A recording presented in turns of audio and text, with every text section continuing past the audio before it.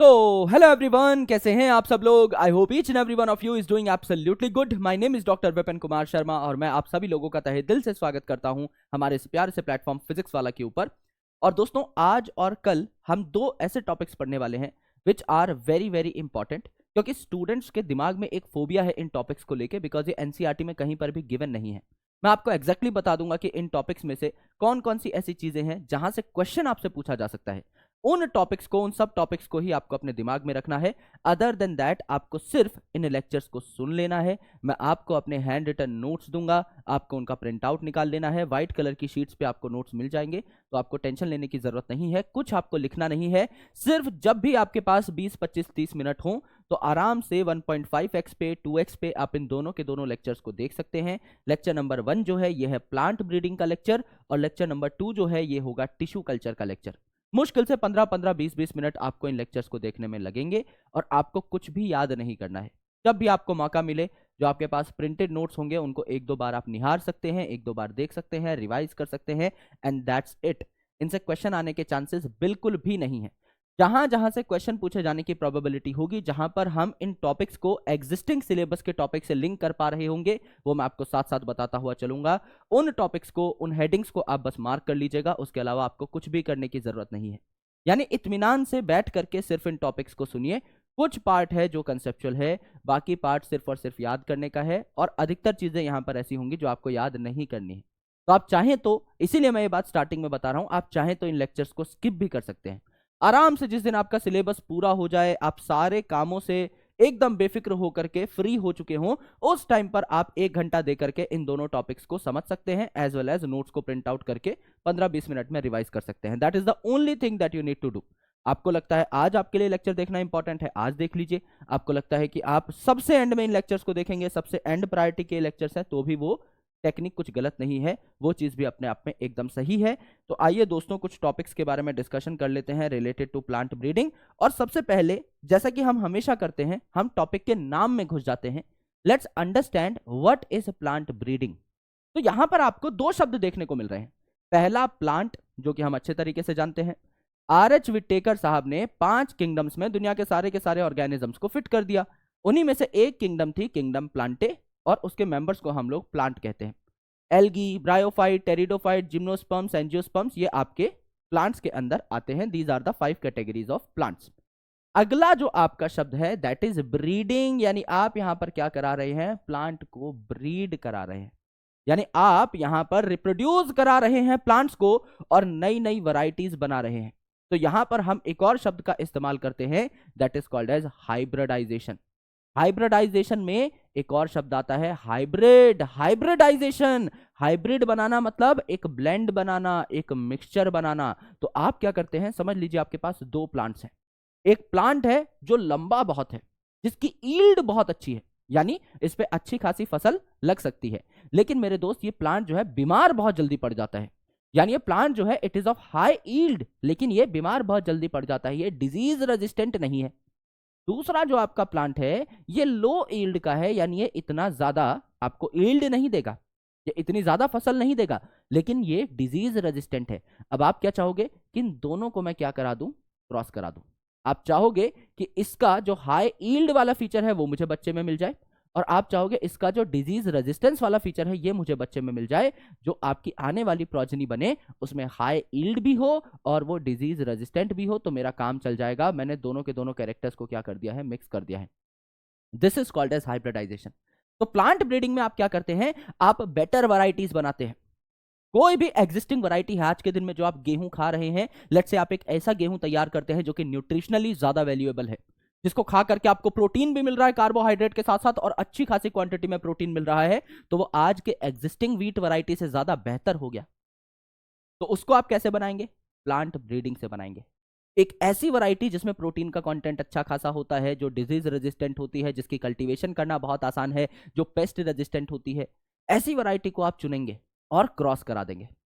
तो जो 2 आपकी सुपीरियर वैरायटीज हैं, इनके अच्छे अच्छे कैरेक्टर्स जब मिक्स हो जाएंगे, तो बच्चा जो है दोनों पेरेंट से अच्छा निकलेगा, अव्वल निकलेगा। जैसे अभी मैंने आपको बताया, एक जो पेरेंट था इसमें ईल्ड बहुत अच्छी थी और दूसरे में डिजीज रेजिस्टेंस बहुत अच्छी थी। दोनों को मिक्स कर दिया तो जो बच्चा था वो दोनों पेरेंट से अच्छा निकल गया। इसमें ईल्ड भी अच्छी है, डिजीज रेजिस्टेंस भी अच्छी है, दोनों पेरेंट से ऊपर निकल गया, सुपीरियर हो गया। एक अच्छी हमने क्या कर ली, वैरायटी तैयार कर ली। तो ये हम क्या करते हैं, प्लांट ब्रीडिंग के माध्यम से ही करते हैं, राइट। तो यहां पर देखिए, India is an agricultural country, ये तो सब लोगों को पता है। इसमें आई डोंट थिंक किसी को भी कोई डाउट होगा कि हमारा जो देश है ये किसान प्रधान देश है। क्यों? क्योंकि अगर आप देखें तो हमारी इंडिया की जो जीडीपी है इसका लगभग 33% यानी 1/3 पार्ट जो है ये आपका एग्रीकल्चर से आता है। एज वेल एज लगभग 62% जो लोग हैं, यानी आप कहें लगभग 2/3 जो लोग हैं, ये जो है इनकी एम्प्लॉयमेंट आपकी किसानी से ही होती है। तो 2/3 लोगों को रोजगार मिल रहा है किसानी से, एज वेल एज 1/3 जीडीपी में जो कंट्रीब्यूशन है ये भी किसका है, एग्रीकल्चर का है। इसीलिए हमारे देश को एक एग्रीकल्चरल देश कहा जाता है। तो आफ्टर इंडिपेंडेंस, जब हमारा देश आजाद हुआ 15 अगस्त 1947 को, तो इंडिया जो है बहुत ज्यादा फूड नहीं बना पा रहा था, क्योंकि लगातार हमारी पॉपुलेशन बढ़ रही थी। और सिर्फ हम ही थोड़ी अनाज खाते हैं, इंसान भी अनाज खाता है, जानवर भी अनाज खाता है, घोड़े भी अनाज खा रहे हैं, बकरी भी आपकी जो है घासें खा रही है। तो हमको एक अच्छा खासा एग्रीकल्चरल लैंड चाहिए था और हमको बहुत सारी फसलें उगानी थी। तो इंडिया जो है इसमें फूड की कमी होने लगी। जानवरों के लिए एज वेल एज ह्यूमंस के लिए एम्पल फूड हमारे पास नहीं था, क्योंकि हमारे पास लिमिटेड क्रॉप लैंड है। अब आप ये तो नहीं करोगे कि घरों को तोड़ तोड़ कर आप जमीन तैयार करोगे और उस जमीन पे खेती करोगे, ये तो एक अच्छा आइडिया नहीं है। बल्कि आने वाले टाइम में आपको और ज्यादा जंगलों को काट काट कर घर बनाने पड़ेंगे, यानी खेतों को तो आप इंक्रीज नहीं कर सकते, दैट इज फॉर श्योर। तो हमें एक ऐसी स्ट्रेटेजी चाहिए थी जिससे हमें खेत ना बढ़ाना पड़े, लेकिन हमारी जो आउटपुट है वो बढ़ जाए। तो अगर आप खेत को नहीं बढ़ा रहे हैं और आउटपुट बढ़ा रहे हैं, तो वहां पर 2-3 प्रकार की चीजें आप कर सकते हैं। पहला, फसलों को नुकसान हो जाता है। कई सारी ऐसी फसलें हैं जिन पर कीड़े आकर के अटैक कर देते हैं, पेस्ट आकर के अटैक कर देते हैं, इंसेक्ट आकर के अटैक कर देते हैं, फंगस आकर के अटैक कर देते हैं, बैक्टीरिया आकर के अटैक कर देते हैं। अगर हम हमारी फसलों को इन बीमारियों से बचा लें, डिजीज रेजिस्टेंट कर दें, तो क्या हमारी फसलें बढ़ जाएंगी? बिल्कुल बढ़ जाएंगी। हर खेत में लगभग 20 से 30% और कई बार तो बहुत ज्यादा बड़ा अटैक हो जाता है, बैक्टीरियल अटैक हो जाता है, पेस्ट अटैक हो जाता है, तो सारी की सारी फसल ही गायब हो जाती है। यानी 20-30% का लॉस जो है ये आप बचा सकते हैं आराम से। तो फसल बढ़ गई, 20-30% आपने बचा लिया तो फसल बढ़ी। दूसरा, there are important management practices. आप अपने खेत को कैसे यूज कर सकते हैं, उन मैनेजमेंट प्रैक्टिसेस को आप बहुत अच्छे तरीके से इंप्लीमेंट कर सकते हैं। फॉर एग्जांपल, आपका जो खेत है उसमें आपकी फसलों के साथ साथ वीड्स भी उग रहे हैं। जो वीड आपकी फसलों के साथ कंपीट करते हैं, उस वीड को भी वाटर चाहिए, उस वीड को भी न्यूट्रिएंट्स चाहिए, और आपकी जो फसल आपने उगाई है उसको भी वाटर और न्यूट्रिएंट्स चाहिए। तो दोनों के दोनों में अर्जन वैली का युद्ध होगा, और कई बार वीड जो है इस युद्ध में जीत जाता है। वो आपकी फसल को बहुत ज्यादा न्यूट्रिएंट नहीं लेने देता, जिससे कि फसल की जो ग्रोथ है वो रुक जाती है, फसल बहुत अच्छी नहीं हो पाती, वीड ग्रो करते रहते हैं। तो अगर आप बढ़िया मैनेजमेंट प्रैक्टिसेस करें तो भी आप फसलों को खत्म होने से बचा सकते हैं। तो आप ये 2 काम कर सकते हैं। पहला, इंसेक्ट से बचा सकते हैं, पेस्ट से बचा सकते हैं, या फिर आपका बैक्टीरियल, वायरल, फंगल अटैक से बचा सकते हैं। दूसरा, बेटर मैनेजमेंट प्रैक्टिसेस कर सकते हैं। वीड से भी आप क्या कर सकते हैं, अपने खेतों को बचा सकते हैं, अपनी फसलों को बचा सकते हैं। और उसके अलावा आप क्या कर सकते हैं, केमिकल फर्टिलाइजर का भी इस्तेमाल कर सकते हैं, मैन्योर का भी इस्तेमाल कर सकते हैं। पर इन सब से जो भी आपकी ईल्ड बढ़ेगी वो लिमिटेड बढ़ेगी। यानी अगर आप ट्रेडिशनल फार्मिंग करते हैं, है ना, तो जो है लिमिटेड बायोमास ही आप एक खेत में बना पाएंगे। अगर आप जैसे खेती करते हैं वैसे ही खेती कर रहे हैं तो कोई बहुत ज्यादा फर्क नहीं आएगा, आप कोई बहुत ज्यादा फसल नहीं उगा पाएंगे। बेटर मैनेजमेंट प्रैक्टिसेस अगर आप करेंगे, है ना, वीड को कम उगने देंगे, है ना, पेस्टिसाइड इस्तेमाल करेंगे, आप फर्टिलाइजर इस्तेमाल करेंगे, तो भी थोड़ी बहुत ही मदद हो पाएगी प्रोडक्टिविटी बढ़ने में। लेकिन मेरे भाई, अगर आप हाई ईल्ड और डिजीज रेजिस्टेंट वैरायटीज बनाएंगे, अगर उसी खेत में आपने बेटर वैरायटी उगा दी, व्हीट की, मेज की, राइस की, तो ईल्ड बहुत ज्यादा बढ़ जाएगी। इसी को हम लोगों ने क्या कहा था, इसी को हम लोगों ने कहा था हरित क्रांति, यानी ग्रीन रेवोल्यूशन। ग्रीन रेवोल्यूशन जिसके फादर कौन थे, एम एस स्वामीनाथन साहब। इंडियन ग्रीन रेवोल्यूशन के फादर एम एस स्वामीनाथन साहब को भारत रत्न मिला है इसी साल, राइट। तो ये जो है उनको मरणोपरांत मिला है, यानी एम एस स्वामीनाथन जी की डेथ जो है रिसेंटली हुई है, उसके बाद उनको भारत रत्न से नवाजा गया था। और पूरी दुनिया में अगर पूछा जाए कि कौन है the father of green revolution, तो वो नॉर्मन बोरलॉग साहब है, भारत में MS स्वामीनाथन साहब ने उनके अप्रोच को रेप्लिकेट किया था। तो अगर आप मैनेजमेंट प्रैक्टिसेस बहुत अच्छी करेंगे तो भी लिमिटेड बायोमास ही बढ़ेगा, लिमिटेड ही आप इंक्रीमेंट कर पाएंगे जो भी फसल उग रही है उसमें। अगर आप फर्टिलाइजर यूज करेंगे, इंसेक्टिसाइड, पेस्टिसाइड यूज करेंगे तो भी लिमिटेड ग्रोथ ही होगी। लेकिन अगर आप बेटर वैरायटीज बना लेते हैं तो लिमिटेड क्रॉप लैंड के ऊपर ही आपकी जितनी जमीन है उसके ऊपर ही आप ज्यादा फसलें उगा पाएंगे, क्योंकि डिजीज रेजिस्टेंट है तो आपको केमिकल्स का इस्तेमाल नहीं करना पड़ रहा, आपका पैसा भी बचेगा और हाई ईल्ड वैरायटीज है ये, तो 2-3 गुना ईल्ड तो बढ़ ही जाएगी अच्छी वैरायटीज यूज करने पे। और आप सबसे ज्यादा क्या खाते हैं भारत में? व्हीट, मेज एंड राइस खाते हैं, इसीलिए इन्हें स्टेपल क्रॉप कहा जाता है। STAPLE, स्टेपल क्रॉप, जिनके बिना आपका दिन नहीं चलता। आज सुबह सुबह पराठे खाए हैं मैंने, यानी कि मैंने गेहूं का सेवन किया है। आप में से कई लोग ऐसे होते होंगे जो चावल खाते होंगे। अगर आप साउथ इंडियन हैं तो आपकी ज्यादातर डिशेस चावल से बनती है, नॉर्थ इंडियन है तो आप चावल को डायरेक्टली जो है कुक करके खाते होंगे। एंड कई सारे स्टेट्स ऐसे हैं जहां मक्का को यानी मेज को भी बहुत बढ़िया तरीके से खाया जाता है। तो राइस, व्हीट एंड मेज ये सबसे ज्यादा खाई जाने वाली आपकी बेसिकली आप कह सकते हैं कि ग्रेन्स है। That's why these are staple crops, इनके बिना तो काम चलेगा ही नहीं।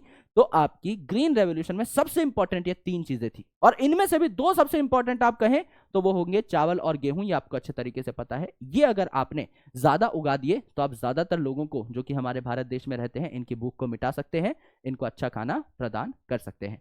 तो ग्रीन रेवोल्यूशन जो है ये मिड 1960s में, यानी लगभग आप मान सकते हैं 1960 से 1970 के बीच में आई, जहां पर हाई यील्डिंग वैरायटीज जो थी आपकी व्हीट की, राइस की, इनको क्या किया गया? इंट्रोड्यूस किया गया। और MS स्वामीनाथन साहब ने कई सारी वैरायटीज बनाई, इनको भारत में उगाया।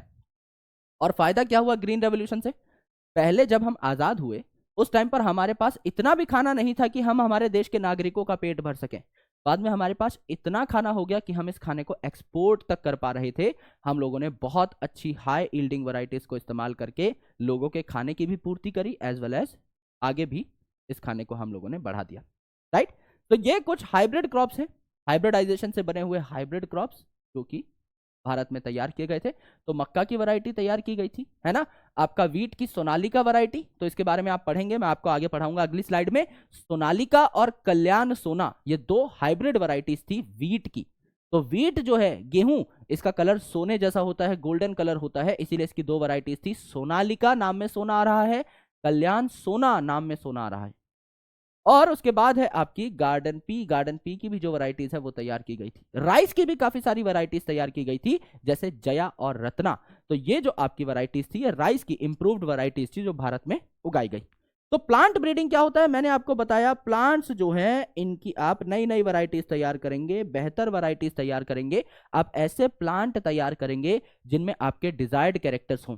आप चाहते हैं कि एक प्लांट में वो सारे फीचर्स हों जो आपने सोच रखे हैं।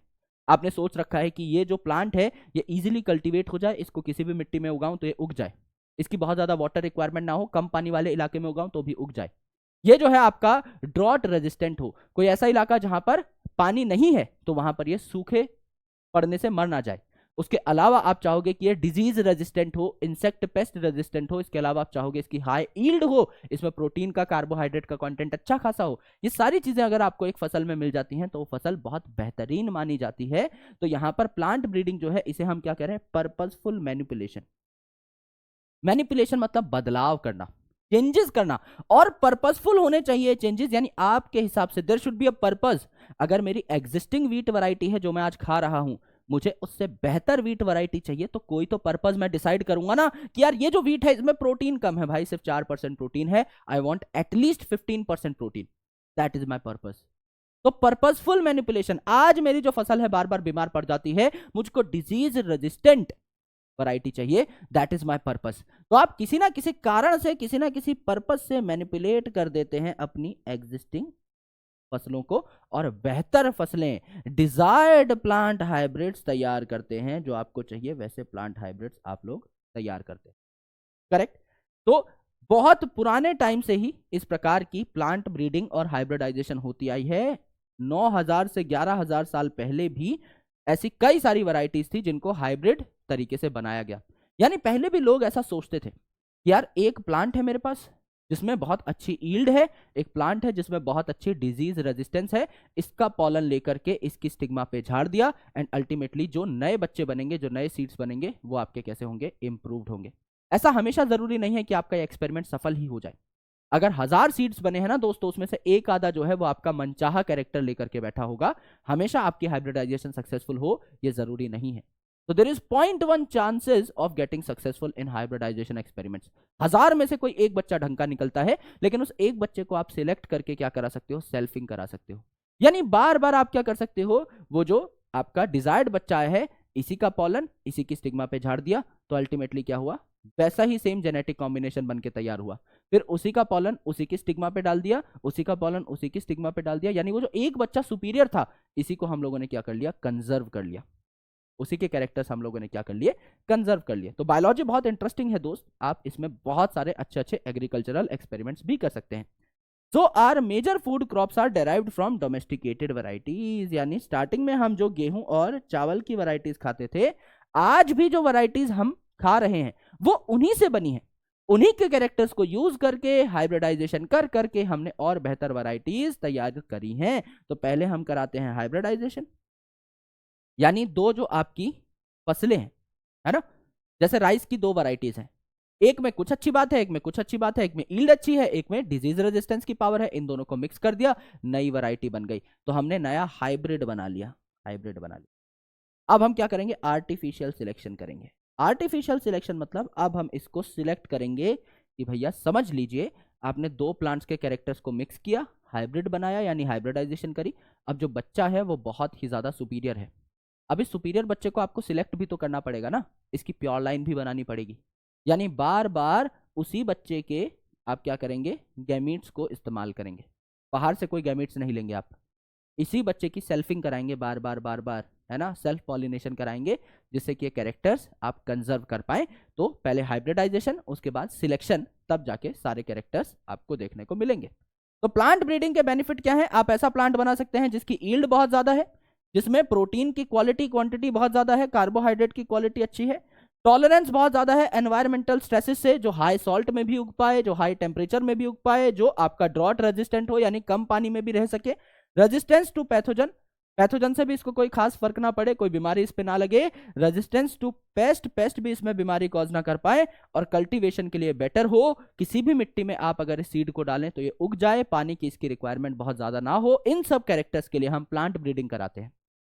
कभी आपको किसी कैरेक्टर की ज्यादा जरूरत होगी, कभी आपको किसी और कैरेक्टर की ज्यादा जरूरत होगी, आपकी जरूरतें वक्त के साथ बदलती रहेंगी, उसी हिसाब से आपका प्लांट ब्रीडिंग का अप्रोच भी बदलता रहेगा। तो प्लांट ब्रीडिंग के स्टेप्स क्या है मेरे दोस्त, तो यहां पर हम लोगों ने 5 स्टेप्स लिख रखे हैं।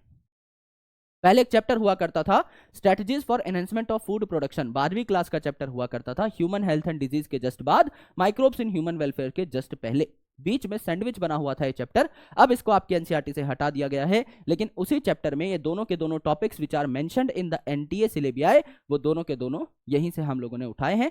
तो वहां आपके 5 स्टेप्स दिए हुए थे प्लांट ब्रीडिंग के। सबसे पहले आप बताइए क्या करेंगे, प्लांट ब्रीडिंग का पहला स्टेप है कलेक्शन ऑफ वेरिएबिलिटी। इस स्टेप को हम लोग क्या कहते हैं, इसको हम कहते हैं germ plasm connection collection, sorry, germ plasm collection क्या होता है, आराम से सोचिए। समझ लीजिए आप एक क्लास में गए हैं और उस क्लास से आपको निकालना है सबसे धुरंधर, सबसे इंटेलिजेंट बच्चा, जिसको आप स्टेट लेवल पे भेजना चाहते हैं फॉर अ कंपटीशन। आप किसी ओलंपियाड के लिए बच्चों को भेजना चाहते हैं, और समझ लीजिए उस दिन क्लास का सबसे इंटेलिजेंट बच्चा, जो सच में बहुत पढ़ाकू है, जो सच में बहुत ही ज्यादा इनोवेटिव है, इंक्विजिटिव है, क्लास में सवाल पूछता है, प्रोडिजी है, मतलब है ना, बहुत पहले से ही, बचपन से ही पूरे मोहल्ले को पता था कि ये बच्चा जो है तोड़ फोड़ मचा देगा, ये नेशनल लेवल नहीं इंटरनेशनल लेवल के ओलंपियाड पे लड़ने वाला बच्चा है। उस दिन उस बच्चे को हो गया टाइफाइड, वो बच्चा नहीं आया। अब आप एक क्लास में घुसे, आपने उस क्लास में एग्जिस्टिंग जो बच्चे हैं उनमें से बेस्ट बच्चा उठाया और उसे ओलंपियाड में भेज दिया। क्या वो बच्चा ओलंपियाड जीत पाएगा? The answer is no. There are very less chances कि वो बच्चा ओलंपियाड जीत पाए। क्यों? Because he was not the best. जो बेस्ट है वो तो उस दिन बेड पे पड़ा हुआ था, वो तो आया ही नहीं क्लास में। इसीलिए इट इज वेरी इंपॉर्टेंट कि आप जितने भी ऑप्शंस हैं, अगर मुझे राइस की एक बहुत इंप्रूव्ड वैरायटी तैयार करनी है तो मुझे पहले यह पता होना चाहिए कि राइस में कौन कौन से कैरेक्टर्स हैं। मैं राइस की आज तक जितनी वैरायटीज बनी है सबको अपने सामने लेकर के आऊंगा और सबकी टेस्टिंग करूंगा कि इनमें से जेन्युइनली बेस्ट कौन सी है। क्योंकि अगर मैंने सेकंड बेस्ट को चुन लिया तो मेरा जो अगला जनरेशन तैयार होगा वो भी सेकंड बेस्ट ही होगा। But if I have chosen the best one, अगर मैं बोलूं कि सर आप आज सिलेक्शन करने आए हो लेकिन हमारा बेस्ट बच्चा आज जो है स्कूल में अवेलेबल नहीं है, उसको टाइफॉइड है, कल वो जो है डिस्चार्ज होकर के आ जाएगा, कल आप आइएगा और उसका टेस्ट लीजिएगा, वो जो है धज्जियां उड़ा देगा आपके सारे क्वेश्चंस की। कल सिलेक्टर्स दोबारा से आए, वो बच्चा प्रेजेंट था और उसने बहुत अच्छे से सिलेक्टर्स के सारे क्वेश्चंस के जवाब दिए, because he was literally the best. तो आपके स्टेट लेवल पे भी नेशनल लेवल पे भी जीतने के चांसेस बढ़ जाते हैं। तो यहां पर इसी को हम कहते हैं जर्म प्लाज्म कलेक्शन। एक आप वैरायटी की अगर डिस्कशन कर रहे हैं, it need to be the best. आप अगर चुन रहे हैं उस वैरायटी को, it need to be the best in all aspects, वो नंबर 1 होनी चाहिए। तो इसीलिए समझ लीजिए आप राइस प्लांट के डिस्कशन कर रहे हैं, आपको एक इंप्रूव्ड राइस वैरायटी बनानी है। तो राइस की अभी तक जितनी वैरायटीज आपके पास हैं, इस दुनिया में एग्जिस्ट करती हैं, उनको आप कलेक्ट करोगे, एक लाइन में खड़ा करोगे कि बताओ भाई तुम में से बेस्ट कौन है, और उसमें से बेस्ट वैरायटी को आप निकालोगे एंड देन आप हाइब्रिडाइजेशन परफॉर्म करोगे। उससे भी अब आपको बेस्ट कुछ बनाना है, आपको नंबर 1 से भी ऊपर निकलना है। इसी को तो हम प्लांट ब्रीडिंग कहते हैं, पर्पसफुल मैनिपुलेशन फॉर बेटरमेंट। आपके पास जो बेस्ट है आज के दिन में, उससे आपको एक कदम ऊपर जाना है। That is the purpose of plant breeding. तो आप क्या करते हैं, जर्म प्लाज्म कलेक्ट करते हैं, एंटायर कलेक्शन ऑफ प्लांट और सीड, जितने भी प्लांट हैं, जितने भी उनके बीज है, of all diverse alleles of all genes in a given crop. एक क्रॉप में आज तक जितने भी जीन्स हैं और उनके जितने भी पॉसिबल एक्सप्रेशंस हैं, यानी उनके जितने भी अलीलिक वेरिएशंस हैं, सबको आपने कलेक्ट किया। यानी राइस के नाम पर आज तक हमारे पास जितनी भी चीजें हैं, सबको हमने कलेक्ट किया और उनमें से बेस्ट पेरेंट अब हम चुनेंगे। तो सबसे पहले हमने सबको लाइन में खड़ा कर दिया, that is the collection of germ plasm. फिर हम लोगों ने क्या किया, evaluation and selection of parents. उनमें से जो 2 सबसे बेस्ट थे उनको हम पेरेंट बोलेंगे, एक को मेल पेरेंट, एक को फीमेल पेरेंट। तो डिजायरेबल कॉम्बिनेशन जिनमें हमको मिली उनको हम लोग उठा लेंगे, है ना, और उनकी प्योर लाइन बना लेंगे। प्योर लाइन बना लेंगे मतलब उनके कैरेक्टर्स को कंजर्व कर लेंगे। जैसे एक मेल है ना, उसमें क्या है, उसमें भैया आपकी हाई ईल्ड है, तो हम चाहेंगे कि ये हाई ईल्ड बरकरार रहे। दूसरी फीमेल है, इसमें डिजीज रेजिस्टेंस है, तो इसमें हमने चुना, out of all rice varieties हमने वो चुना मेल जिसकी सबसे ज्यादा ईल्ड थी, और आउट ऑफ ऑल फीमेल हमने वो चुना जो सबसे कम बीमार पड़ता था, जिसमें सबसे ज्यादा रेजिस्टेंस थी। और इनको फिर क्या करा दिया, हाइब्रिडाइज करा दिया, क्रॉस करा दिया। तो तीसरा स्टेप क्या हुआ, क्रॉस कराना, हाइब्रिडाइज कराना अमंग द सिलेक्टेड पेरेंट्स। तो ये टाइम कंज्यूमिंग प्रोसेस है, और जैसा मैंने बताया, only 1 out of few hundreds या फिर 1000 क्रॉस शो डिजायर्ड हाइब्रिड्स। यानी अगर आपके 1000 बच्चे पैदा हुए, तो उन 1000 में से कोई एक ऐसा निकलेगा जिसमें आपकी मनचाही कॉम्बिनेशंस बनी होंगी। तो हम क्या करेंगे, सिलेक्ट कर लेंगे उसको जिसमें हमारे डिजायर्ड कॉम्बिनेशंस तैयार हुई हैं, और सुपीरियर रिकॉम्बिनेंट हम इसे कहेंगे। यानी हमें पता लग जाएगा कि 1000 में से एक बच्चा है जो कि हमारे काम का है, जिसमें वही कैरेक्टर है जो हमें चाहिए थे, high yield as well as disease resistance दोनों मर्ज होकर के आ चुके हैं उस बच्चे के अंदर। यही हमारा सबसे ज्यादा काम का बच्चा है। इसको हम लोग क्या कर लेंगे, सिलेक्ट कर लेंगे, और इसको हम लोग क्या करेंगे, क्योंकि सुपीरियर है दोनों पेरेंट से, इसमें दोनों ही कैरेक्टर आ गए मेल और फीमेल के, तो ये दोनों से ही ऊपर चला गया। इसको सेल्फ पॉलिनेट कराएंगे, बार बार सेल्फ पॉलिनेट कराने से ये दोनों कैरेक्टर इसमें क्या हो जाएंगे, फिक्स हो जाएंगे, कंजर्व हो जाएंगे। एंड देन आप क्या करेंगे, आप टेस्टिंग करेंगे एंड आप इसको कमर्शलाइज करेंगे। यानी आप टेस्टिंग करेंगे कि ये जो फसल है जिसमें हमारे मन मर्जी के कैरेक्टर्स आए हैं, क्या ये खेत में उगाने लायक भी है। तो आप क्या करेंगे, पहले इसको रिसर्च लैब में उगाते हैं, है ना, यानी लेबोरेटरी के छोटे छोटे से प्लॉट्स होते हैं, उनमें आप उगाते हैं। आप आर्टिफिशियल इकोसिस्टम में भी उगा सकते हैं, और उसके बाद आप इसे 3 अलग अलग सीजन्स तक बाकायदा खेतों में उगा करके देखते हैं, इन डिफरेंट एग्रोनॉमिक जोन्स। यानी आप इसे नॉर्थ में भी उगा कर देखेंगे, साउथ में भी उगा कर देखेंगे, ईस्ट में भी उगा करके देखेंगे, वेस्ट में भी उगा करके देखेंगे, जिससे आपको पता लग जाए कि ये फसल सबसे बेस्ट कहाँ उगेगी।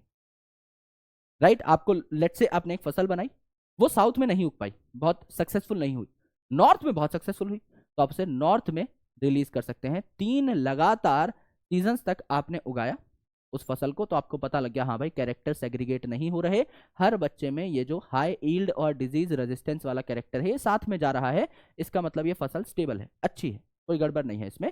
तो आपने क्या किया, फिर फर्दर इसको अप्रूव कर दिया कि ये बढ़िया फसल है, इसको आप इस्तेमाल कर सकते हैं। राइट, और फिर 3 ग्रोइंग सीजन तक आपने उगाया, तो आपको पता लग गया अच्छी फसल है, तो इसको आप मार्केट में ला सकते हैं, यानी कमर्शलाइज कर सकते हैं। क्योंकि आपकी एग्जिस्टिंग वैरायटी से ज्यादा बेहतर है। आप आज के दिन में जो चावल खा रहे हैं उससे बेहतर है ये चावल, इसीलिए आप इसको मार्केट में ला सकते हैं, कमर्शियलाइज कर सकते हैं, लोगों तक इसको पहुंचा सकते हैं। ये बहुत अच्छी चीज हो जाएगी। जैसे यहां देखिए, ये वाला जो प्लांट है ये डिजीज रेजिस्टेंट है, लेकिन लो ईल्ड है, इस पे ईल्ड बहुत कम है। और ये जो है नॉन रेजिस्टेंट है, बीमार पड़ जाता है लेकिन ईल्ड बहुत ज्यादा है इसकी। ये दोनों कैरेक्टर अगर मिक्स हो जाए तो ये वाला कैरेक्टर अगर यहाँ पे आ जाए तो डिजीज रेजिस्टेंट वाला, और ये अगर आ जाए हाई ईल्ड वाला, तो बल्ले बल्ले हो जाएगी ना। दोनों कैरेक्टर्स मिक्स हो गए तो ये जो बच्चा है ये दोनों पेरेंट से आपका क्या है, सुपीरियर है। क्योंकि यहाँ हाई ईल्ड नहीं है, यहाँ हाई ईल्ड है, तो मेरे भाई सुपीरियर हो गया, है ना। यहाँ आपका डिजीज रेजिस्टेंस नहीं है, यहाँ डिजीज रेजिस्टेंस है, अगेन सुपीरियर हो गया। तो दोनों पेरेंट्स से सुपीरियर है। ऐसे हाइब्रिड्स हमको तैयार करने होते हैं वाया दीज प्लांट ब्रीडिंग, जहां 5 स्टेप है। सबसे पहले एक पर्टिकुलर क्रॉप जो है उसकी जितनी पॉसिबल वेरिएशन है उनको एक लाइन में खड़ा कर दो। आज तक राइस की जितनी वैरायटीज हुई है सबको एक लाइन में खड़ा कर दो। उस लाइन में से सबसे बेस्ट पेरेंट्स को निकालो, जो जो कैरेक्टर आपको चाहिए उस हिसाब से सबसे बेस्ट पेरेंट्स को निकालो। फिर उन बेस्ट पेरेंट्स को क्रॉस कराओ, फिर जो बच्चा बना है इसकी सेल्फिंग कराओ, इसको सेल्फ पॉलिनेट कराओ, जिससे उसमें कैरेक्टर्स एकदम फिक्स हो जाएं। और उसके बाद आप क्या करो, उसके बाद इसे मार्केट में रिलीज कर दो। आप पहले लेबोरेटरी में उगाइए इसको 3 ग्रोइंग सीजन्स तक, फिर आप खेतों में उगाइए अलग अलग कंडीशंस में, अलग अलग स्टेट्स में, और देखिए कहाँ ये बेस्ट उग रहा है। अगर ये अच्छे से उग पा रहा है, कैरेक्टर सेग्रीगेट नहीं हो रहे हैं, हाई ईल्ड और रेजिस्टेंस दोनों चीजें मिल रही हैं, और आपका इसमें न्यूट्रिशनल क्वांटिटी भी ज्यादा है, क्वालिटी भी ज्यादा है, तो आप इसको एग्जिस्टिंग क्रॉप को रिप्लेस करने के लिए इस्तेमाल कर सकते हैं। आप लोगों को कह सकते हैं कि आज आप जो चावल खा रहे हैं, आज आप जो गेहूं खा रहे हैं, उससे मैंने बेस्ट गेहूं बना दिया है और वो आपका बहुत ज्यादा बेहतरीन है। इसे हम मैं मार्केट में लाना चाहता हूं, तो people will approve and accordingly आपका मार्केट में ये गेहूं आ जाएगा।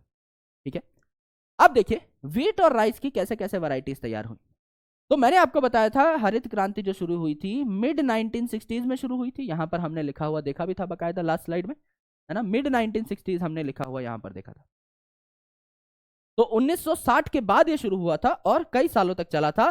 तो 1960 से सन 2000 तक, है ना, due to development of semi dwarf varieties of wheat and rice. Semi dwarf varieties of wheat and rice मतलब व्हीट और राइस की, चावल और गेहूं की कुछ ऐसी वैरायटीज बनी जो कि सेमी ड्वार्फ थी, मीडियम हाइट की थी, लेकिन इनकी ईल्ड बहुत अच्छी थी और ये डिजीज रेजिस्टेंट थी। इनको तैयार किया गया। तो पहले जो है आपका गेहूं 11 मिलियन टन बनता था पूरे देश में, लेकिन अब 75 मिलियन टन बनने लगा, यानी 7 गुना इसकी ईल्ड हो गई due to this semi dwarf varieties, due to हरित क्रांति।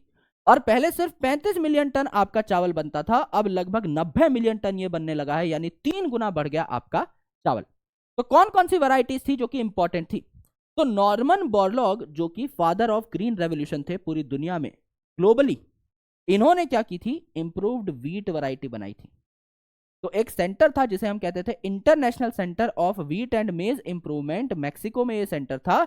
यहां पर इन्होंने व्हीट की बहुत बेहतरीन वैरायटी तैयार की। भारत में उससे मिलती जुलती वैरायटी, देसी वैरायटी तैयार की गई जिसका नाम था सोनालिका और कल्याण सोना। जैसा मैंने बताया था, सोनालिका नाम में सोना है, कल्याण सोना नाम में सोना है, यानी सुनहरे कलर के आपके गेहूं यहां पर तैयार हुए जो कि आपके भारत में उगाए गए। इसी के हिसाब से आपका IR8 एक वैरायटी थी जो तैयार की गई IRRI में, यानी इंटरनेशनल राइस रिसर्च इंस्टीट्यूट में, जो कि सिर्फ राइस पे काम करती है। तो फिलीपींस में ये इंस्टीट्यूट था, यहां पर एक वैरायटी तैयार की IR8, as well as Taichung native 1 नाम की एक वैरायटी तैयार की। अब ताइचुंग तो कहां बनेगी, ताइचुंग ताई यानी ताइवान में बनेगी। तो ताइवान की ताइचुंग नेटिव 1 बहुत ज्यादा बेहतरीन वैरायटी मानी जाती है। और IR8 जो है IRRI फिलीपींस द्वारा जो तैयार की गई थी, बहुत आई और आर हो गए थे यहां पर, तो थोड़ा बोलने में वो हो गया। तो IR8 जो है that is a variety which is been made by International Rice Research Institute Philippines. इन्होंने तैयार की थी IR8 और ताइवान में तैयार हुई थी ताइचुंग नेटिव 1। इसी से मिलती जुलती वैरायटी भारत में जो लाई गई वो थी जया और रत्ना 1966 में। और ये जो सोनालिका और कल्याण सोना लेकर आए थे, ये लाए थे 1963 में। इसीलिए कहा कि ग्रीन रेवोल्यूशन कहां शुरू हुई थी, 1960 से 1970 के बीच में, मिड 1960s में, क्योंकि दोनों वैरायटी जो हैं ये आपकी 1965 के आसपास बनी थी। 1963 में सोनालिका और कल्याण सोना एंड 1966 में जया और रत्ना। यानी मेन आपको ये याद रखना है कि हरित क्रांति की शुरुआत कब हुई, आप कह सकते हैं 1960s में, यानी 1960 से 1970 के बीच में हरित क्रांति की शुरुआत हुई थी, जब इंप्रूव्ड सेमी ड्वार्फ व्हीट और राइस की वैरायटीज भारत में लाई गई थी। कौन कौन सी? व्हीट में सोनालिका और कल्याण सोना, नाम में ही सोना है, और आपकी राइस में जया और रत्ना वैरायटीज लाई गई थी। ये ऊपर का कंटेंट सिर्फ याद रखने के लिए ही नहीं है, मतलब सिर्फ समझने का था। अब आप इसको छोड़ सकते हैं, कुछ इतना बहुत बड़ी चीज नहीं है। मेन है आपके स्टेप्स। पीछे भी कुछ ऐसा डेटा था जो आप चाहे तो छोड़ सकते हैं, कोई बहुत बड़ी बात नहीं है ना। जनरल बातें हुई। अब यहां पर नाम काफी सारे हैं, तो आपको इन नामों के बारे में डिस्कशन नहीं करनी है। एक बार सुन लीजिएगा, सिर्फ सुनने के पर्सपेक्टिव से ही ये पूरी की पूरी स्लाइड तैयार की गई है। अदर देन दैट आपको इनको दिल में नहीं बैठाना है, दिमाग में नहीं बैठाना है। दिस इज डेटा, याद रहे अच्छी बात है, ना याद रहे और अच्छी बात है। पेपर में ये जो टेबल्स हैं इनका लेना देना बहुत कम रहेगा। एक आधा क्वेश्चन मैं आपको बता दूंगा, भूला चुका अगर वो क्वेश्चन आ जाता है तो, जिसके चांसेस बिल्कुल भी नहीं है, 0% है, फिर भी अपने डर के लिए, कई बार टीचर्स भी सोचते हैं क्या पता एग्जामिनर उठा के सवाल दे ही दे, उस सेंस में मैं आपको एक दो क्वेश्चंस बता दूंगा, वहीं से आपका सवाल पूछा जा सकता है। अदर देन दैट आपका कोई सवाल नहीं पूछा जाएगा, इस पूरे लेक्चर से ही नहीं पूछा जाएगा, लेकिन फिर भी हम लोग पढ़ेंगे because it is mentioned in the syllabus. तो व्हीट और राइस की हम लोग बात कर चुके हैं, शुगर केन की हम लोग बात करते हैं। शुगर केन यानी गन्ना, तो इसकी दो इंपॉर्टेंट आपकी क्या है वैरायटीज है, सैकरम बारबेरी और सैकरम ऑफिसिनेरम। तो सैकरम का मतलब क्या होता है? सैकरम, सैकरोम है ना, या सैकरा, जिसका मतलब होता है शुगर। तो अल्टीमेटली ये शुगर केन है, तो इसके नाम में तो सैकरम आएगा ही, राइट। तो यहां पर देखिए जो सैकरम बारबेरी है ये नॉर्थ इंडिया में उगती है, लेकिन इसका शुगर कंटेंट बहुत ही पुअर है, और ये गन्ना बहुत छोटी हाइट का है और बहुत अच्छी ईल्ड इसकी नहीं है। यानी सैकरम बारबेरी में सिर्फ इतनी आपकी एडवांटेज है कि ये नॉर्थ इंडिया में उग सकता है, ये इतना अडेप्टेबल है कि नॉर्थ इंडिया में उग सके, गर्म इलाकों में उग सके, और मीडियम टेम्परेचर वाले इलाकों में भी उग सके। यहां देखिए सैकरम ऑफिसिनेरम जो है ये साउथ इंडिया में ग्रो करता है, लेकिन इसकी ईल्ड बहुत अच्छी है। अब मुझे क्या चाहिए? मुझे चाहिए कि साउथ इंडिया का हाई ईल्ड वाला गन्ना, जो कि लंबा भी है, मोटा भी है, जिसका शुगर कंटेंट भी अच्छा है, जो ज्यादा मीठा भी है, वो नॉर्थ इंडिया में मैं उगा दूं, जिससे नॉर्थ इंडिया का गन्ना भी मोटा और लंबा हो जाए। अब मैं क्या करूं? ये वाला जो गन्ना है ये नॉर्थ इंडिया में उग सकता है, इसमें यह अच्छी बात है कि ये नॉर्थ इंडिया में उग जाएगा, और ऑफिसिनेरम जो है इसमें यह अच्छी बात है कि इसकी ईल्ड ज्यादा बढ़िया है। मैं क्या करूंगा? इन दोनों गन्नों को हाइब्रिडाइज करा दूंगा। मुझे एक तो ऐसा गन्ना मिलेगा जो कि नॉर्थ इंडिया में उग भी सकता हो और जिसका शुगर कंटेंट भी अच्छा हो, उसकी मैं सेल्फ ब्रीडिंग करा दूंगा, सेल्फिंग करा दूंगा, तो एक हाइब्रिड वैरायटी बन जाएगी जो कि नॉर्थ इंडिया में ग्रो कर सके और जिसकी हाई ईल्ड हो। मेरा काम यहां पर हो जाएगा। This is also done with the help of plant breeding. काफी सारे मिलेट्स भी हैं, जैसे कि जवार है, बाजरा है, इसकी भी हाई ईल्ड और डिजीज रेजिस्टेंस वाली वैरायटीज, वाटर स्ट्रेस को ज्यादा टॉलरेट करने वाली वैरायटीज उगाई गई। यानी ऐसी वैरायटीज जो कि कुछ ऐसे इलाकों में भी ग्रो कर सकती हैं जहां पानी कम देखने को मिलता है, राइट। अब plant breeding for disease resistance, अगर डिजीज रेजिस्टेंस के लिए आपको प्लांट ब्रीडिंग करनी है तो आप कैसे करेंगे? एक प्लांट लेंगे जिसमें डिजीज नहीं होती, एक प्लांट ऐसी लेंगे जिसमें ईल्ड बहुत अच्छी है, दोनों को हाइब्रिडाइज कर देंगे तो ईल्ड भी मिल जाएगी, डिजीज रेजिस्टेंस भी मिल जाएगी। स्टेप्स सारे के सारे सेम हैं, तो स्टेप्स के बारे में डिस्कशन नहीं करनी। जैसा मैंने आपको बताया था कि कई बार डिजीजेस की वजह से 20 से 30% और कई बार पूरी की पूरी फसल ही जो है ये आपकी गायब हो सकती है। तो अगर आप ऐसी वैरायटी तैयार कर दे जो बीमारी से रेजिस्टेंस पहले से लेकर बैठी हुई हो, तो आपको फंगस मारने के लिए फंगिसाइड यूज नहीं करने पड़ेंगे, बैक्टीरिया मारने के लिए बैक्टीरियोसाइड यूज नहीं करने पड़ेंगे, तो आपका पैसा भी बचेगा और आपकी वैरायटी भी बहुत अच्छी है, तो ये 20-30% का लॉस भी आपको नहीं खाना पड़ेगा। अल्टीमेटली आपकी जो ईल्ड है वो भी बढ़ेगी। तो यहां पर देखिए कुछ ऐसे कॉजेटिव एजेंट है जो बीमारियां कॉज करते हैं, जैसे फंगस है तो ये रस्ट कॉज करता है, आपको पहले से पता है, जैसे brown rust of wheat, red rot of sugar cane, late blight of potato, तो ये रस्ट आपको पहले से कैसे पता है? फंगस जो है, चैप्टर बायोलॉजिकल क्लासिफिकेशन याद करने की कोशिश करिए, रस्ट जो है इसके बारे में आपने फंगस में ही पढ़ा था, रस्ट और स्मट। अगर आप बात करें बेसिडियोमाइसिटीज की तो उसके एग्जांपल्स क्या थे? Agaricus mushroom, Ustilago smut, Puccinia rust. Puccinia जो कि वीट में बीमारी कॉज करता था, black rust of wheat, Puccinia graminis tritici नाम का जो आपका फंगस था वो कॉज करता था ब्लैक रस्ट ऑफ वीट। तो जाहिर सी बात है रस्ट के बारे में तो हमने यही पढ़ा था, है ना। तो फंगस जो है रस्ट कॉज कर सकता है, सिंपल सी बात, इतना। आगे एग्जांपल्स आप देख सकते हैं, याद रखने की जरूरत नहीं है। बैक्टीरिया है जो ये क्या कॉज करता है? बैक्टीरिया कॉज करता है black rot of crucifer, Cruciferae family के अंदर ब्लैक रॉट कॉज करता है। B for bacteria, B for black rot cause करेगा। वायरस जो है, सबसे कॉमन जो आपके वायरसेस है वो होते हैं मोज़ेक वायरस, जैसे आपने पढ़ा है टोबैको मोज़ेक वायरस, ऐसे यहाँ पर है टोबैको मोज़ेक वायरस, इसके साथ टर्निप मोज़ेक वायरस, इसी के साथ होता है चिल्ली मोज़ेक वायरस। तो मोज़ेक वायरसेस वायरस की कैटेगरी में आ जाएंगे, सिंपल सी बात है। तो बैक्टीरिया जो है वो ब्लैक रॉट कॉज करेगा, फंगस रस्ट कॉज करेगा, एज वेल एज आपका वायरस जो है ये आपका मोज़ेक डिजीज कॉज करता है। तो ये टेबल आपने देखा, जनरल एस्पेक्ट यहां पर है। अब आपने म्यूटेशन ब्रीडिंग के बारे में जानना है, ये इंपॉर्टेंट है। इसमें आपको सिर्फ ये लाइन पढ़नी है, सिर्फ ये लाइन यहां तक की, ये जो मैंने पहले से हाईलाइट की हुई है। जब मैं आपको व्हाइट कलर के नोट्स दूंगा उसमें बकायदा एक एक पॉइंट हाईलाइटेड होगा। सिर्फ ये लाइन पढ़नी है कि म्यूटेशन ब्रीडिंग किसमें करी जाती है और किस लिए करी जाती है। मैं आपको पहले मैकेनिज्म बता देता हूं। मैकेनिज्म क्या है म्यूटेशन ब्रीडिंग का, नाम से पता लग रहा है। म्यूटेशन ब्रीडिंग मतलब ऐसी ब्रीडिंग, यानी प्लांट्स की ब्रीड तैयार करना, प्लांट्स की वैरायटी तैयार करना जिसमें म्यूटेशन का बहुत इंपॉर्टेंट रोल हो। आप क्या करते हैं, एक प्लांट को लेते हैं और उस प्लांट में अलग अलग एजेंट्स के थ्रू, अलग अलग आर्टिफिशियल एजेंट्स के थ्रू आप म्यूटेशन कराने की कोशिश करते हैं। समझ लीजिए आपने कोई केमिकल डाल दिया जो कि म्यूटाजन है, जो कि म्यूटेशन करा सकता है, या आपने कोई रेडिएशन डाल दी जैसे कि गामा रेडिएशन जो कि म्यूटेशन करा सकती है। तो एक प्लांट को आपने लिया, आपने 10 अलग अलग प्लांट्स लिए, उन पे म्यूटेशन आपने इंड्यूस कराई, यानी रेडिएशन डाल दी। तो आपने रेडिएशन प्लांट के किसी स्पेसिफिक पार्ट पे डाली, तो एक प्लांट में अलग टाइप की म्यूटेशन हुई, दूसरे में अलग टाइप की, तीसरे में अलग टाइप की, चौथे में अलग टाइप की, पांचवें में अलग टाइप में, 10वें में अलग टाइप की। 10 अलग अलग प्लांट है, इनको आप उगा करके देखते हैं और आप देखते हैं कि इनमें से ज्यादा रेजिस्टेंस किस में आई, इनमें से ज्यादा टॉलरेंस किस में आई। यानी आप म्यूटेशन इंड्यूस कराते हैं और आप ये देखते हैं कि ये जो म्यूटेशंस हैं क्या इनसे किसी प्लांट का कोई फायदा हुआ है। इफ यस, तो उस म्यूटेशन को हम कैरी फॉरवर्ड करते हैं, उस म्यूटेशन को हम अगली जनरेशन में भी जाने देते हैं। फिर हम वो जो अच्छा प्लांट बना हुआ होता है म्यूटेशन से, उसकी हम लोग क्या करते हैं, सेल्फिंग कराते हैं, सेल्फ पॉलिनेशन कराते हैं। क्योंकि एक प्लांट में जो म्यूटेशन हुई है वो अल्टीमेटली उसके सेल्स में भी जाएगी, अल्टीमेटली आपके जो गैमीट्स है उनमें भी वो म्यूटेशंस देखने को मिलेंगी, एंड आपका अगली जनरेशन तक भी उन म्यूटेशन को बढ़ाया जा सकता है। This is called as mutation breeding.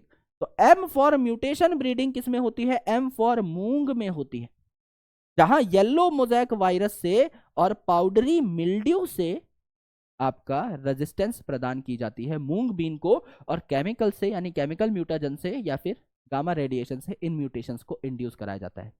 तो मूंग बीन को रेजिस्टेंट बनाया गया दो चीजों के प्रति, एक तो येलो मोज़ेक वायरस और एक पाउडरी मिल्ड्यू। और किस तरीके से बनाया गया, एम फॉर मूंग बीन में जो रेजिस्टेंस आई थी एम फॉर म्यूटेशन ब्रीडिंग के थ्रू आई थी। ये बस आपको याद करना है, इसके अलावा और कुछ नहीं, राइट। यहां देखिए अबेलमॉस्कस एस्कुलेंटस है ना, ये जो अबेलमॉस्कस एस्कुलेंटस है ये आपका येलो मोज़ेक वायरस से रेजिस्टेंट है, लेकिन इसकी ईल्ड बहुत कम है। ये क्या है, भिंडी की एक वैरायटी है। तो ये येलो मोज़ेक वायरस से रेजिस्टेंट है, डिजीज रेजिस्टेंट है, लेकिन इसकी ईल्ड बहुत कम है ना। तो हमें क्या चाहिए, इसकी ईल्ड तो कम है, ये वाला कैरेक्टर नहीं चाहिए, इसका हमें ये रेजिस्टेंस वाला कैरेक्टर चाहिए। तो हमने अबेलमॉस्कस एस्कुलेंटस को एक पेरेंट के तौर पे सिलेक्ट किया कि ये हमें डिजीज रेजिस्टेंस वाला कैरेक्टर देगा, ये हमें येलो मोज़ेक वायरस से बचाएगा। एक और पेरेंट सिलेक्ट किया भिंडी का, जिसकी ईल्ड बहुत ज्यादा थी। तो एक पेरेंट की ईल्ड बहुत ज्यादा थी, दूसरे की डिजीज रेजिस्टेंस बहुत ज्यादा थी, और इनको मिला करके हमने नई भिंडी की वैरायटी बनाई जिसका नाम था परभानी क्रांति। तो परभानी क्रांति जो थी इसकी ईल्ड भी बहुत अच्छी आई और ये रेजिस्टेंट भी थी टू येलो मोज़ेक वायरस। तो आपको जिस भी प्लांट का जो भी कैरेक्टर चाहिए आप उस प्लांट को एज अ पेरेंट सिलेक्ट कर सकते हो, कोई प्रॉब्लम नहीं। ये वाला जो टेबल है ये आपके एग्जाम में नहीं आएगा, हालांकि इस पूरे लेक्चर में कुछ भी एग्जाम में नहीं आएगा, पर फिर भी छोटी मोटी चीजें हैं जो आप याद कर सकते हैं, आसान है। ये दिखने में बहुत हार्ड है, हालांकि ये हार्ड है नहीं, मैं आपको समझा देता हूं इस टेबल में आपको क्या क्या बताया गया है। सिर्फ सुन लीजिए, ये आपके पेपर में नहीं आएगा, याद भी नहीं करना है, प्रिंटेड नोट्स पहले से मिलेंगे तो लिखना भी नहीं है। थोड़ी बहुत चीजें मैं आपको इनमें बता देता हूं। जैसे वीट है, तो वीट एक क्रॉप है, इसकी वैरायटी क्या है, हिमगिरी। जैसे सोनालिका, कल्याण सोना, ये सारी वैरायटीज थी, ऐसे ही हिमगिरी भी एक वैरायटी है। इसमें कौन कौन सी बीमारी होती थी जिससे रेजिस्टेंट हो चुकी है अब हिमगिरी, है ना। तो हिमगिरी, हिम किसे कहते हैं, हिम कहते हैं बर्फ को। बर्फ गिर रही है, कहां गिरती है, हिल पे गिरती है ना, पहाड़ी पे गिरती है। तो हिल बंट जो है ये बीमारी हुआ करती थी आपकी, हिल बंट जो है ये बीमारी हुआ करती थी आपकी वीट में। लेकिन हिमगिरी जो वैरायटी बनी वो डिजीज रेजिस्टेंस हो गई, तो इसमें हिल बंट नहीं होती, लीफ एंड स्टाइप रस्ट नहीं होता, यानी लीफ और डंडी जो है आपकी वीट में, इस पे अब रस्ट नहीं लगता। वीट पे रस्ट लगता है, कौन? पक्सीनिया कॉज करता है ना वो रस्ट, तो अब इस पे रस्ट नहीं लगता, अब इसमें हिल बंट नहीं होता। तो हिमगिरी एक ऐसी वैरायटी है जो कि हिल बंट से रेजिस्टेंट है। ठीक है। ब्रासिका, इसकी वैरायटी है पूसा स्वर्णिम, जिसका नाम है करण राई। और करण राई पे बीमारी कैसी होती थी? व्हाइट कलर की, व्हाइट रस्ट। तो राई जो है, राई के दाने आपने कभी देखे हैं? काले काले होते हैं, है ना? तो राई के दाने काले काले, तो काले दाने पे बीमारी कैसी होगी? सफेद कलर की, सिंपल सी बात है। तो करण राई पे बीमारी कैसी होगी? White rust. सिर्फ ये बात याद रखनी है। कलीफ्लावर, यानी कि आपका जो फूल गोभी है, कलीफ्लावर, इसे पूसा शुभ्रा या पूसा स्नोबॉल केवन वैरायटी कहते हैं।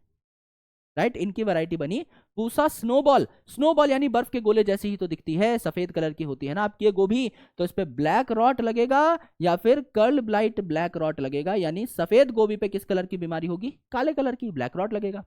और काले कलर की राई पे किस कलर की बीमारी होगी? सफेद कलर की, दैट इज व्हाइट रस्ट होगा। सिंपल सी बात है। काउपी जो है, इसका नाम है पूसा कोमल वैरायटी, बैक्टीरियल ब्लाइट होता है इसमें। तो बैक्टीरियल ब्लाइट यानी बीबी की काव जो है ये है कोमल, राइट। तो पूसा कोमल जो है काउपी की एक वैरायटी है जिसमें बैक्टीरियल ब्लाइट नाम की डिजीज नहीं होती, रेजिस्टेंट हो गई है। और चिल्ली को खा के आप हो जाते हो सदाबहार, है ना? शाम को चिल्ली खाई, सुबह तक सदाबहार हो गए।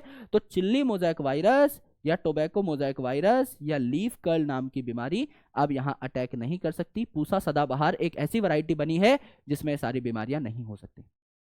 तो सिंपल सी बात है, राई होती है ब्लैक कलर की तो बीमारी व्हाइट कलर की, कलीफ्लावर होती है आपकी व्हाइट कलर की तो बीमारी आपकी ब्लैक कलर की, है ना?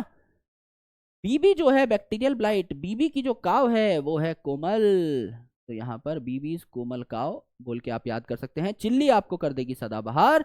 और वीट की वैरायटी है हिमगिरी, तो हिमगिरी कहाँ पर? हिल पे, तो आपकी हिल बंट नाम की डिजीज यहाँ पर नहीं होती। ये आपको सुनना था, बस दैट्स इट। ठीक है। अब देखिए ऐसी वैरायटी कैसे बनाए जो इंसेक्ट पेस्ट से रेजिस्टेंट हो।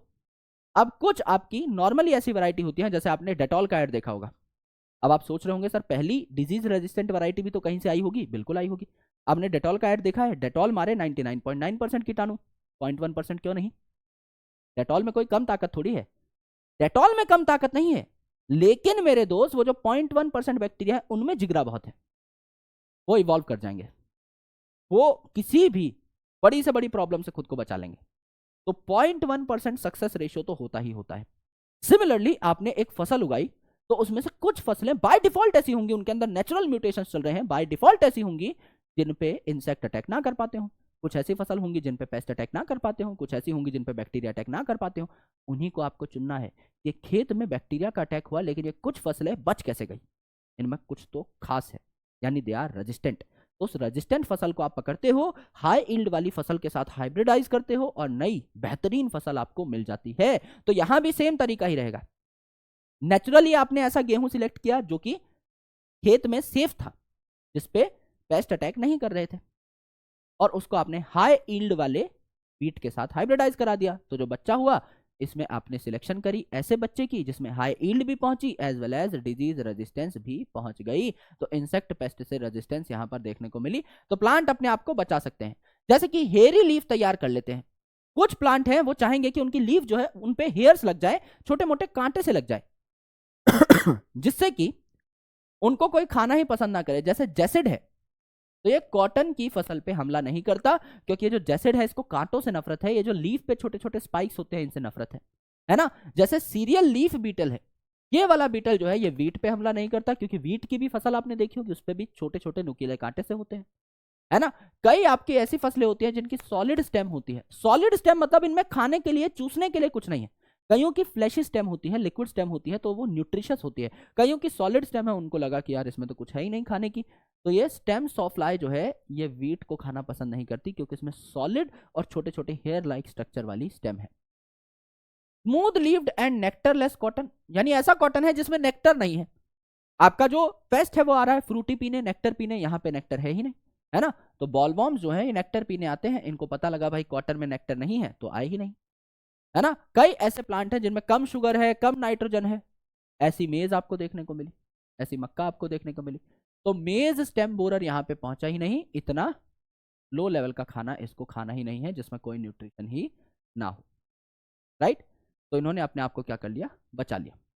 तो यहां पर देखिए काफी सारे ऐसे क्रॉप हैं जिनकी कुछ वैरायटीज पेस्ट से रेजिस्टेंट हैं। फॉर एग्जांपल ब्रासिका जो है यानी मस्टर्ड जो है, इसकी वैरायटी है पूसा गौरव, तो ये एफिड से रेजिस्टेंट है, एफिड यहां नहीं आते। फ्लैट बीन जो है इसकी वैरायटी है same 2 and same 3, semester 2 semester 3 बोल के याद कर सकते हो। सेम की फली है, हालांकि ये सेमेस्टर नहीं है, सेम 2 सेम 3 है, तो ये जेसिड, एफिड और फ्रूट बोरर से रेजिस्टेंट है। ओकरा यानी भिंडी, जिसको अभी हम एबल मॉस्कस एस्कुलेंटस कह रहे थे, वो एक वैरायटी है। परभानी क्रांति भी एक इम्प्रूव्ड वैरायटी है भिंडी की। इसकी वैरायटीज और भी है, पूसा सवानी और पूसा A4। ये शूट और फ्रूट बोरर से रेजिस्टेंट है, यानी ये शूट और फ्रूट बोरर यहाँ पे आपका इन वैरायटीज को नुकसान नहीं पहुंचा सकते, यहां से कोई क्वेश्चन नहीं आएगा। This is for general knowledge only. अब देखिए plant breeding for improved fruit food quality, यानी आप ब्रीडिंग करो प्लांट की, ऐसी प्लांट वैरायटी तैयार करो जिसमें न्यूट्रिशन क्वालिटी बहुत ज्यादा हो, जिसमें प्रोटीन क्वांटिटी बहुत ज्यादा हो, जिसमें ऑयल क्वांटिटी या फैट क्वांटिटी बहुत ज्यादा हो, विटामिन खूब सारे हो और माइक्रो न्यूट्रिएंट खूब सारे हो और मिनरल कंटेंट खूब सारा हो। विटामिन मिल गया, मिनरल मिल गया, प्रोटीन मिल गया, बहुत सारी अमेजिंग चीजें आपको मिल गई, तो आप क्या करोगे, आप अब बेहतरीन फील करोगे। जैसे इस प्रोसेस को हम लोग पता है क्या कहते हैं, फोर्टिफिकेशन। यहां पर हम बायो फोर्टिफिकेशन की बात करेंगे। बायो फोर्टिफिकेशन मतलब, बायो मतलब आप नेचुरली किसी क्रॉप के अंदर अच्छे अच्छे न्यूट्रिएंट्स ऐड कर रहे हो। जैसे मैंने एक ऐसा गेहूं तैयार किया जिसमें 30% प्रोटीन है, that is bio fortification. Naturally वो जितना भी गेहूं बनेगा उसमें हाई प्रोटीन होगा ही, that is fortification, bio fortification. Fortification मतलब आप आर्टिफिशियली ऐड कर रहे हो। जैसे बीच में क्या हुआ था, आंगनवाड़ियां जो थी उसमें आपका ऐसा आटा दिया जाने लगा जिसमें हाई विटामिन B12 की क्वांटिटी है, जिसमें और भी विटामिन आर्टिफिशियली ऐड किए, उसमें और भी अलग अलग प्रकार का आटा मिक्स किया गया, जिससे वो जो गेहूं का आटा है वो अब नॉर्मल ना रहे, वो गेहूं का आटा जो है उसमें न्यूट्रिएंट क्वालिटी बढ़ जाए, उसमें प्रोटीन बढ़ जाए, उसमें विटामिन मिनरल कंटेंट बढ़ जाए, क्योंकि इंसान रोटी तो खाएगा ही। अगर उसी रोटी में आपने अच्छे अच्छे न्यूट्रिएंट्स ऐड कर दिए तो रोटी के साथ साथ न्यूट्रिएंट की पूर्ति भी हो जाएगी। सिमिलरली जो नमक होता है, अब नमक का फॉर्मूला तो आपको पता है, बच्चा बच्चा जानता है, लेकिन मेरे भाई आपने सोचा होगा ना कि जो नमक है इसमें आयोडीन तो होता ही नहीं है, लेकिन फिर भी हम लोग हर एड में ऐसा क्यों सुनते हैं कि आयोडाइज्ड ये वाला नमक, आयोडाइज्ड वो वाला नमक। आयोडीन की जरूरत क्यों है, क्योंकि पहले एक बीमारी बहुत होती थी गोइटर, जो कि आयोडीन की डेफिशिएंसी की वजह से होती थी। अब इंसान जो है अपने खाने में हर चीज में नमक तो खाएगा ही, आप नमक को ही आयोडाइज कर दो, तो जब इंसान नमक खाएगा तो ऑटोमेटिकली उसकी बॉडी में आयोडीन पहुंच जाएगा, और आयोडीन की डेफिशिएंसी नहीं होगी तो गोइटर नाम की बीमारी नहीं होगी। तो अब ये गोइटर जो है बहुत कॉमनली देखने को मिलता नहीं है। पहले क्या चलता था, रॉक सॉल्ट चलता था, जो कि नॉन फोर्टिफाइड रहता था, जिसमें सिर्फ आपका सॉल्ट का कंटेंट ही है। लेकिन फिर जो कंपनी सॉल्ट बनाने लगी वो आयोडाइज्ड नमक बनाने लगी, जिसमें आयोडीन की क्वांटिटी थी, जो कि आपके शरीर के लिए बेहतर है। आपको नॉर्मल नमक के साथ एक और मिनरल मिल रहा है ना, आयोडीन मिल रहा है, तो वो तो आपके लिए बहुत अच्छी बात है। सिमिलरली आटे में भी आप अलग अलग चीजें मिक्स कर सकते हो, आप आर्टिफिशियली मिक्स कर रहे हो, दैट इज फोर्टिफिकेशन। आपने ऐसी फसल ही बना दी जिसमें ऑटोमेटिकली सारी चीजें बाय डिफॉल्ट, सारे के सारे न्यूट्रिएंट आपको फसल के अंदर ही मिल रहे हैं, दैट इज बायो फोर्टिफिकेशन। तो ऐसी कई सारी चीजें हुई बायो फोर्टिफिकेशन से जो अच्छी हुई, जिनके बारे में मैं आपको बताऊंगा। तो दुनिया में लगभग 840 मिलियन ऐसे लोग हैं, या आप कह सकते हैं लगभग 1 बिलियन ऐसे लोग हैं, 100 करोड़ ऐसे लोग हैं जिनकी डेली फूड रिक्वायरमेंट कंप्लीट नहीं हो पाती। और लगभग 3 बिलियन ऐसे लोग हैं जो खाना तो खा रहे हैं, जिनको लगता है हमारा पेट भर गया है, लेकिन उनको हिडन हंगर है, यानी ऐसी भूख जो दिखाई नहीं दे रही। अब आप दिन में 6 रोटी तो खा रहे हो दबा के, लेकिन 6 रोटी में प्रोटीन तो है ही नहीं। आपको सब्जियां भी खानी चाहिए, आपको दाल भी खानी चाहिए, आपको सोयाबीन भी खानी चाहिए, आपको दूध भी पीना चाहिए, है ना। तो आपकी जो न्यूट्रिशनल रिक्वायरमेंट्स हैं, विटामिन मिनरल्स भी चाहिए आपको, ऑयल्स एंड फैट्स भी चाहिए, कई चीजें मिस हो रही हैं। आपका सिर्फ पेट भर रहा है, लेकिन आपकी न्यूट्रिशनल रिक्वायरमेंट पूरी नहीं हो रही। और ये हिडन हंगर लगभग हर दूसरे आदमी को है, यानी आप और मुझ में से भी काफी सारे ऐसे लोग होंगे जिनको हिडन हंगर होगा, क्योंकि 3 billion is a very large number. पूरी दुनिया की पॉपुलेशन 7 बिलियन के आसपास है, इसमें से 3 बिलियन लगभग आधे लोग ऐसे हैं जिनको हिडन हंगर है, और आप और मुझ में से भी कई लोगों को होगा।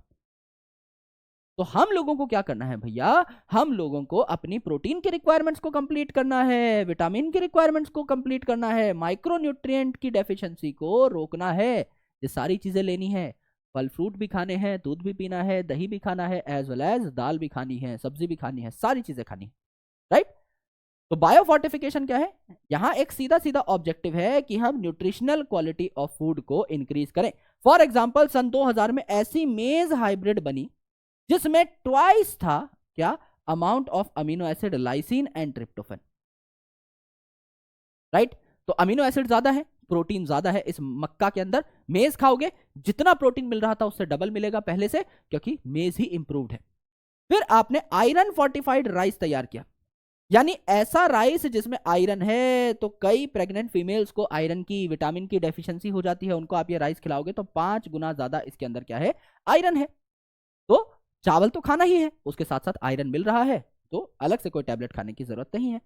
Vitamin C enriched bitter gourd, यानी आपका करेला है, बथुआ है जो खेतों में उगता है, हरा भरा पत्ता, एंड आपका मस्टर्ड है, टमाटो है, इन सब्जियों के अंदर ही विटामिन सी एनरिच कर दिया। सब्जी खाओगे विटामिन सी ऑटोमेटिकली मिल जाएगा, क्योंकि इनमें कंपैरेटिवली कम विटामिन सी होता है। विटामिन सी के लिए हम लोग जानते हैं संतरा को, किन्नू को, नींबू को, राइट, इनको थोड़ी जानते हैं। पर इनमें भी विटामिन सी डाला गया कि जो लोग नींबू वगैरह नहीं खा रहे, संतरा नहीं खा रहे, उनको भी विटामिन सी मिले। प्रोटीन एनरिच्ड बीन्स, जैसे आपकी ब्रॉड बीन्स हैं, चौड़ी चौड़ी लबलब बीन्स हैं, फ्रेंच बीन्स हैं, गार्डन पी हैं। तो पी और बीन के अंदर यानी फैमिली लेग्यूमिनेसी मेंबर्स के अंदर आपने क्या डाल दिया, यहां पर आपने प्रोटीन डाल दिया। तो लेग्यूमिनस प्लांट्स खाओगे प्रोटीन्स मिल जाएंगे। वीट की वैरायटी है एटलस 66। तो वीट की वैरायटी सोनालिका और कल्याण सोना तो हमने पढ़ा, हिमगिरी वैरायटी तो हमने पढ़ी, एटलस 66 एक और वैरायटी है जिसमें वीट के अंदर ही प्रोटीन है, कार्बोहाइड्रेट भी मिलता है वीट से, अब प्रोटीन भी मिलेगा। विटामिन ए एनरिच्ड कैरेट, कहा जाता है ना कैरेट आंखों के लिए अच्छी होती है, स्पिनच, पालक, पंपकिन, कद्दू, ये सारी चीजें जो है इनमें विटामिन ए की क्वांटिटी बढ़ा दी। आयरन और कैल्शियम से भरपूर आपका बथुआ और पालक, जो कि पोपाय द सेलर मैन खाता था। एंड यहां पर IARI यानी इंडियन एग्रीकल्चरल रिसर्च इंस्टीट्यूट नई दिल्ली ने इन कई सारी फसलों को तैयार किया है, इन कई सारी फल सब्जियों को तैयार किया है, जिनमें बहुत सारी क्वांटिटी आपको अलग अलग चीजों की मिलेगी, चाहे वो विटामिन हो, चाहे वो प्रोटीन हो, चाहे वो माइक्रो न्यूट्रिएंट्स हो। आपको नॉर्मल अपने फल सब्जियों के साथ या फिर नॉर्मल अपनी फसलों के साथ ही एडिशनल न्यूट्रिएंट्स मिल रहे हैं। तो ये एक बहुत ही अच्छा कदम है। आपको पढ़ना क्या क्या है, this is your complete topic. पढ़ना क्या क्या है इसमें से आराम से देखिए।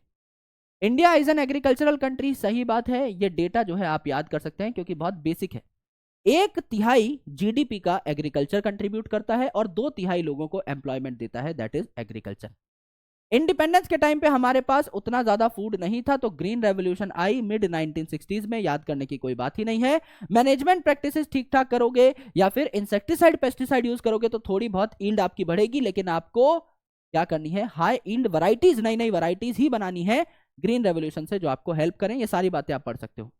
प्लांट ब्रीडिंग में क्या होता है ये आप पढ़ सकते हो, क्यों क्यों प्लांट ब्रीडिंग करानी चाहिए ये आप पढ़ सकते हो। कोई भी डेटा यहां पर है नहीं, समझने की बात है, पांचों स्टेप जो है सारे समझने के हैं।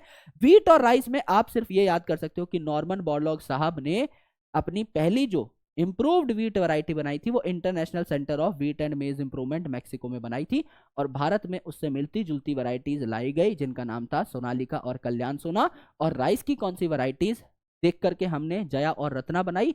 पहली थी IR8 जो international Rice Research Institute Philippines में तैयार की गई थी, और दूसरी थी ताइचुंग नेटिव 1 जो ताइवान में तैयार की गई थी। ये दो नाम आपको याद करने हैं, ठीक है।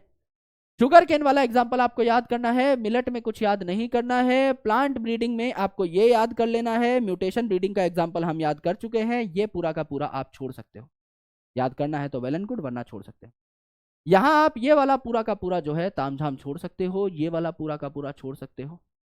फोर्टिफिकेशन आप याद रख सकते हो क्योंकि बेसिक बेसिक बातें हैं। यहां इनको एज सच याद नहीं करना है कि कौन सा बथुआ था जिसमें विटामिन सी था, कौन सा बथुआ था जिसमें विटामिन ए था, ऐसे याद नहीं करना। नॉर्मल बातें हैं कि हाँ भाई आपको बथुए से क्या क्या मिल सकता है, तो आप यहां पर देख सकते हो बथुए से आपको विटामिन सी मिल सकता है। फिर नीचे आपका एक और बार बथुआ लिखा हुआ है, इससे आपको आयरन और कैल्शियम मिल सकता है। छोटी मोटी बातें जनरल नॉलेज के लिए हैं, इनसे एज इट इज क्वेश्चन बन करके नहीं आएगा। अब मैं आपको क्या प्रदान कर दूंगा, मैं आपको प्रदान कर दूंगा हैंड रिटन नोट्स। बाकायदा ये जो नोट्स मैंने आपको पढ़ाए हैं सेम टू सेम नोट्स मैं आपको व्हाइट कलर फॉर्मेट में प्रदान कर दूंगा।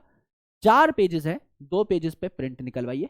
अगला जो लेक्चर होने वाला है टिश्यू कल्चर का, उसमें 2 ही पेजेस हैं, एक ही पेज के आप ऊपर प्रिंट निकलवा सकते हैं, यानी महज 3 पेजेस में आपका काम चल जाएगा। कोई एडिशनल मेहनत करने की जरूरत नहीं है, ये नोट्स लिखने नहीं है, क्योंकि आप इस टाइम को बचा करके कहीं और इस्तेमाल करिए। It's not right to utilize your time in wrong way, उसको सही तरीके से इस्तेमाल करिए। तो छोटी मोटी चीजें हैं, बहुत मैटर करती हैं।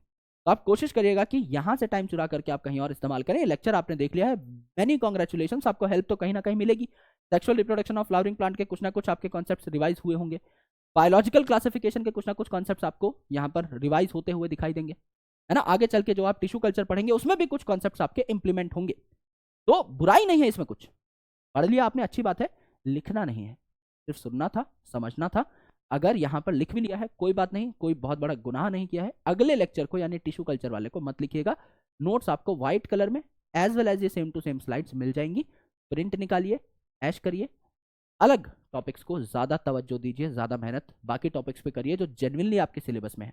ये शायद गलती से डाल दिए हैं, जानबूझ के डाल दिए हैं, नहीं पता, लेकिन अब जो भी है इन टॉपिक्स को बहुत ज्यादा इंपॉर्टेंस नहीं देनी है। सिर्फ एक बार आपने देख लिया, आप अश्योर हो गए, एक बार मैंने पढ़ा दिया, मैं अश्योर हो गया, दैट्स इट। दिमाग में आपको अगर एक बार चीजें देखी हुई होंगी तो क्लिक हो जाएंगे।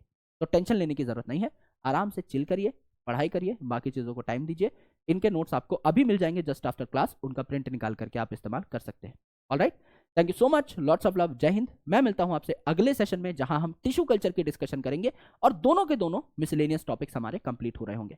तब तक के लिए अपना ख्याल रखिए, जय Hind, bye bye, take care.